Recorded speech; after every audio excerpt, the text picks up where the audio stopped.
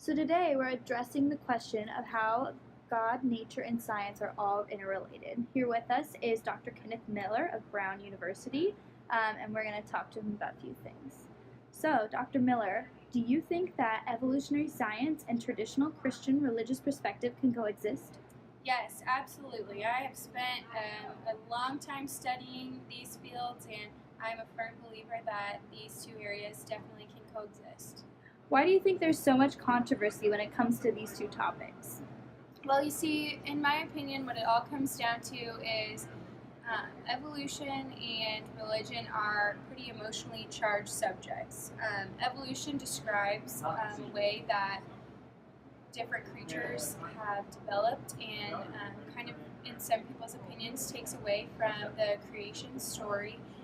So that's really bothersome to a lot of people because it kind of takes God out of the picture and doesn't necessarily give him a purpose. And a lot of people base their entire faith upon God created the earth and created all the creatures within, and without further analyzation, they don't know if evolution takes away all of God's work, and with that makes people kind of feel less significant and unimportant in the scheme of things if they weren't created by God and were just created by evolution. So it can be really worrisome to a lot of people. Talk to me about some of the theories that have come up to combat evolution. So there's a lot of different theories and perspectives, different people and groups who combat evolution, whether that be from a religious or scientific perspective. The two main groups that I like to talk about are the young Earth creationists and the theory of intelligent design. Young Earth creationists believe in a literal interpretation of the Bible.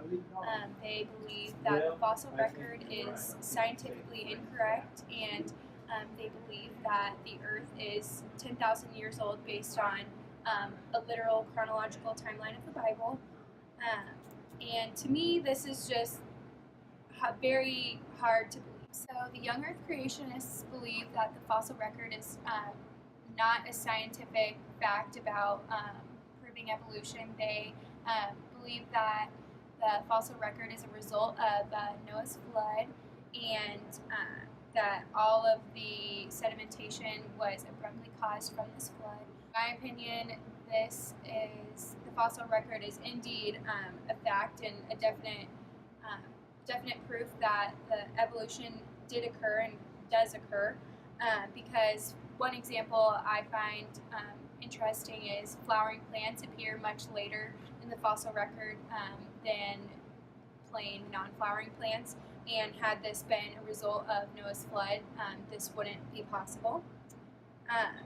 One of the other major combating groups to evolution is intelligent design. And basically, intelligent design's theory is that each individual species was created individually by God, and they do believe that the fossil record is correct, but they don't believe that the evolution of species over time is true. They believe that each individual species was made by God, and to me, this just can't be true because I feel like it discounts God's true and all-powerful creation. And in my opinion, I believe God is capable of creating an earth that can stand on its own and can survive without needing to come back and fix his mistakes over and over again, just simple adaptations. And I believe that God would have known from the beginning exactly what needed to be created if this were to be true. Thank you so much for coming in, Dr. Miller. We really appreciate it. Thanks for having me. So throughout this journey, we've been focusing on how God, nature, and science all can be interconnected. By interviewing these authors today, we would like to also put in our own views. So first off, we'd like to kind of talk about what we have gained and learned through reading and getting to interview Dr. Kenneth Miller's book and getting to speak with him.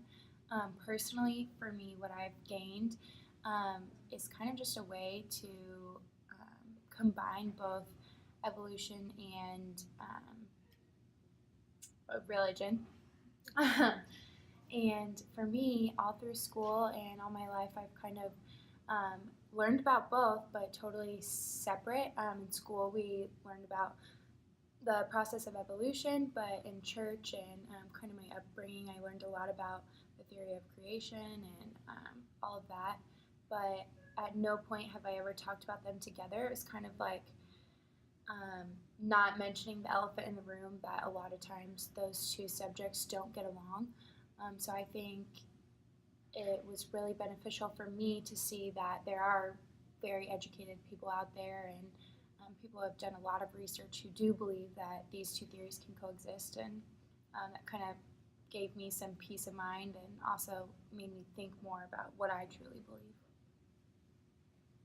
Yeah, and like you mentioned, like the elephant in the room, I think I've heard a lot from both sides, but it's kind of like taboo, like not to talk about them together and like what you believe together. And in the past, if I had ever been asked about evolution, because I kind of grew up with more young earth creationist view from my home church, and I never really questioned that because I never really thought much about it until reading Dr. Miller's book. And then it made me think, because I've never felt like I was educated enough to even have an opinion on these things. And now, because of this, I find myself thinking more about it, and I may have more insightful opinions about it than I did.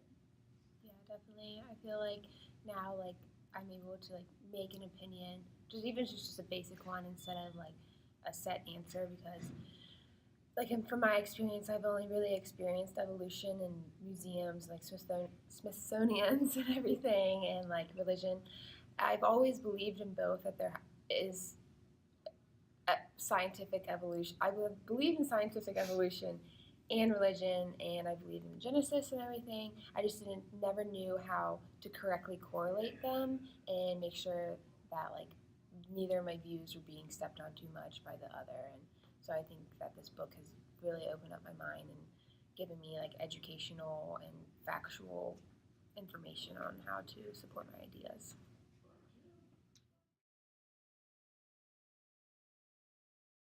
Okay, so today we're going to be interviewing Mr. Richard Bachman, a biblical scholar and author of the Bible and Ecology.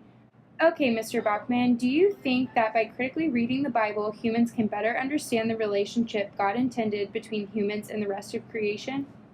Well, in my book, The Bible and Ecology, I discuss the importance of reminding humans that we are interconnected with all of God's creation. God's creations are equal and are intended to live in harmony. All creatures bring glory to God simply by being themselves and fulfilling their God-given duty in God's creation. How have human attitudes influenced the way they treat the rest of God's creations? Well, most humans have adopted hubristic attitudes and tend to act arrogant towards the environment, which is unfortunate. God had given all of his creation certain provisions on earth to ensure that they were put in their place. Creation should be portrayed as being completely and directly dependent on God's giving. There should be a sense of community and fellow creatureliness, because all of creation has been given these certain provisions for different reasons to continue the survival of the earth. Our contemporary awareness that we are destroying creatures by destroying their habitat follows very directly from the kind of ecological understanding nature that is to be found directly in Psalm 104. This passage emphasizes that the world is God's gift to all living creatures, and that humans are denied a place of supremacy. How do you think humans can start their journey towards becoming more equal with the rest of creation? Well, I think it all started with the breach in God's harmony with Adam and Eve, because it destroyed the whole harmonic ideal. This began the breakdown of the harmonious relationship between wild nature and human culture. Relative harmonies can be achieved sometimes, but they remain different still. So, in all reality, I believe that humans and start their journey towards becoming more equal with the rest of creation through redemption and reconciliation through Jesus Christ. Because when reconciled through Jesus Christ, creation is brought back into a state of peace and the harmony is restored, coming back into the community and respecting God's purpose for all of creation is what happens during reconciliation through Christ. Okay, so you just mentioned the reconciliation through Jesus Christ. Could you tell me a little bit more about the importance of this? So Jesus crucified himself in order for the rest of creation to survive. He became the beginning of the new creation and the new leaf. So, for example, how would you critically read Genesis 1:22, stating, "Be fruitful and multiply and fill the land and subdue it"? Well, Christians use this verse to justify the exploitation of nature. The word subdue comes from the word kabosh from the Hebrew Bible, where it can mean to occupy or take possession. This verse is interpreted incorrectly because God intended humans to occupy the land and farm the land to produce crops. This is not the same as exploiting it. Instead of being greedy and taking as much of the natural resources that the lands provide, humans need to change their mentality and take only what is needed. Thank you, Mr. Bockham. We have really enjoyed spending this afternoon with you, and we really appreciate you coming in to talk to us about your opinions and your book. Yeah, thanks so much. I love being here and discussing with you guys.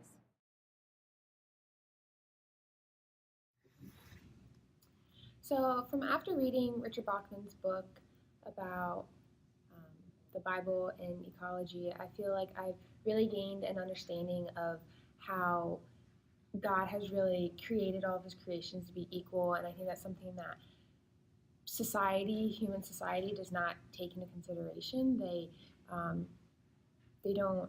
act superior to the rest of creation because they just don't see God's true intentions.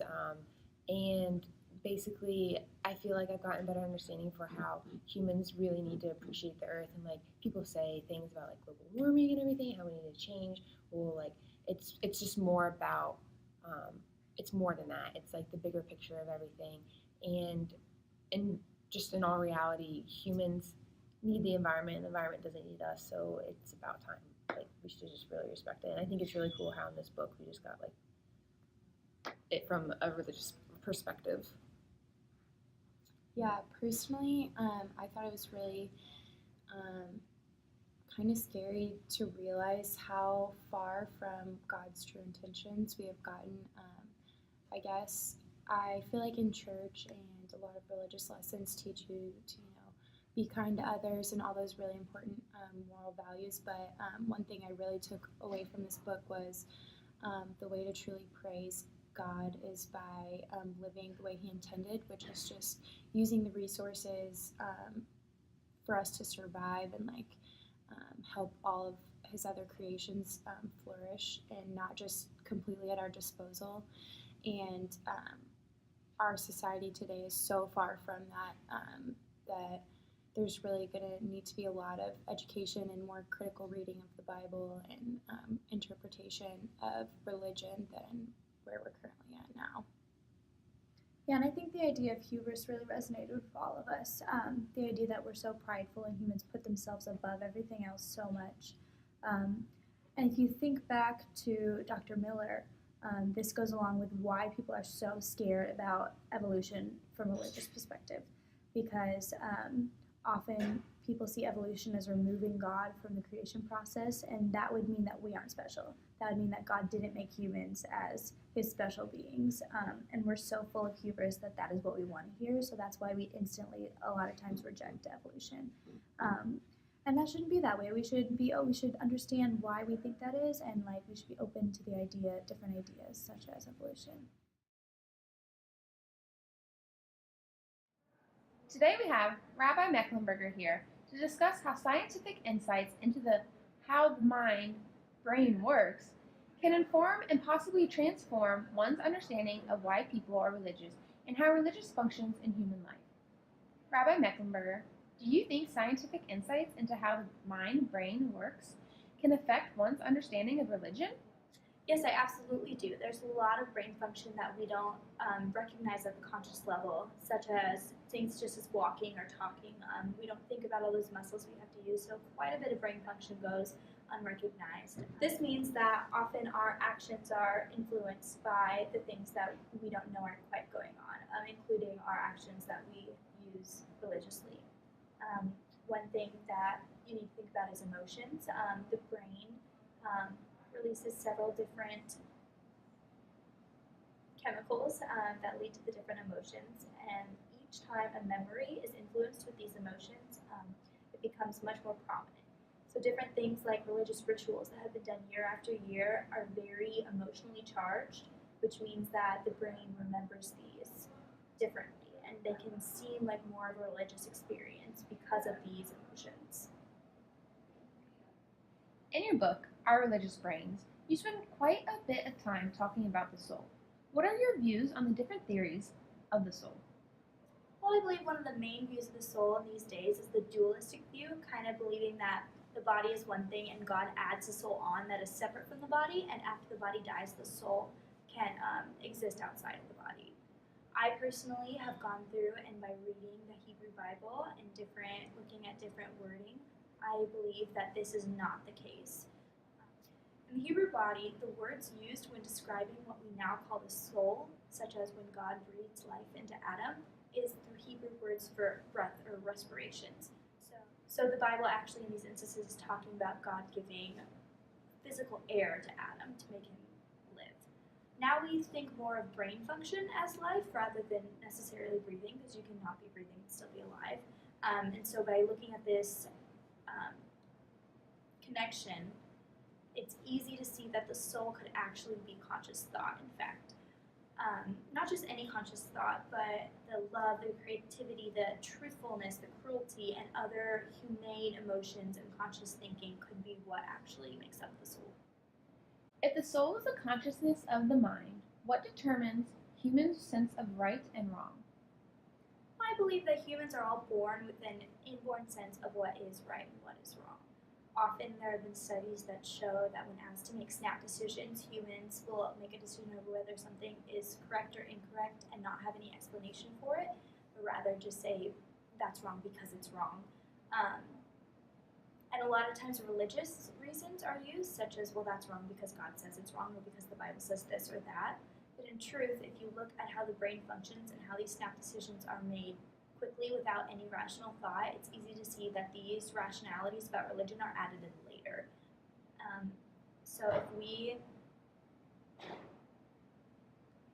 know these truths, what is wrong and what isn't wrong, before we've ever been taught religion, because we're born with them, then religion has not as much to do with morality as we think it does. So our last question that we have for you today is, what exactly is the function of religion then? I believe that the function of religion is to add a paradigm for us to live our life by. Paradigm, if you don't know, is a structure that helps us explain the world. Our brain is giving so much sensory information and has so much knowledge in it that it needs this structure to kind of simplify and figure out how we are to live and act and just do daily life. Religion supplies this for us. So it's much easier for people to look at religion as a way like, okay, this is telling me exactly what I'm going to do, what I need to do, how I need to change, what is the concept of morality again, like what is right and wrong, and uses that to structure their life around. And that really, I think religion helps people cope better, and it helps brains be less chaotic. Well, thank you so much, Rabbi Mecklenburger, for coming in today and discussing with us the importance of religion and how the mind works. Thank you so much.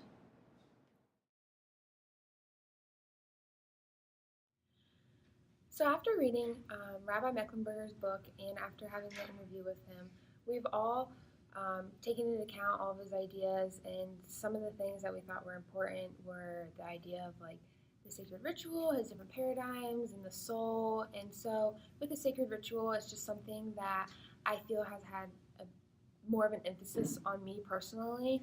The whole aspect of people being pre-programmed with like morality and knowing what is right from wrong and just like a basic sense of that, and then growing up in the environment that they have and relating to the moral codes that are instilled within them. It's just really cool, and like to see how the brain works with that. And so with all of that, with the sacred rituals, Mecklenburger discussed how they're emotionally charged and how with that emotion, like they're more memorable and you get certain things out of it.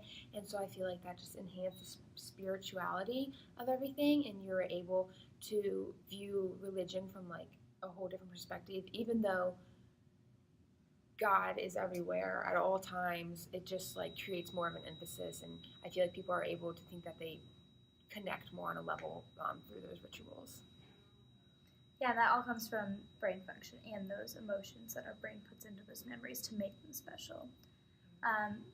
I think that Mecklenburger's book and interview also can go hand in hand with the idea of hubris, of being what our current kind of traditional Christian and other religions need to change, because Mecklenburger talks a lot about how we create this personal God for us, because we create this paradigm of religion where we are the center of it and he's our personal God and he wants this relationship with us and we're here to do his bidding and all that. But in reality, we're just putting ourselves in the center of it, which is, again, very hubristic. And that is kind of where the idea that we are superior over creation comes from, too, is this paradigm that we are God's special people and we deserve all this and this whole structure we've created. And I think that's something that really all of these books together have been working to kind of open up people's mind to, and maybe thinking about changing that paradigm, changing that structure by which we view religion, so that we can have things like a healthy environment, and we can open our minds to scientific concepts, and we can understand more how about our brain function affecting our religion. Yeah, for me, I think one of the biggest things I took away from Mecklenburger's book and his interview was kind of his different concepts on the soul, and kind of just bringing up different ideas and viewpoints of what might the soul be and what does it consist of, and kind of taking his perspective that the soul is kind of just our conscious being. For me, that kind of challenged my beliefs, and that's something I decided to stick with. I personally believe in more of a dualistic interpretation of the soul, where when we die, our soul kind of goes on to heaven and etc. But I think really, as a whole, all three of these books have just generally challenged us to believe differently and believe for our own, like create our own beliefs rather than continuing on these beliefs we've gained from childhood or grown up knowing from our home religions that our parents taught us about, or just kind of going along with things we learn in school, and really to challenge that, like Molly said, that hubristic attitude that we've all developed.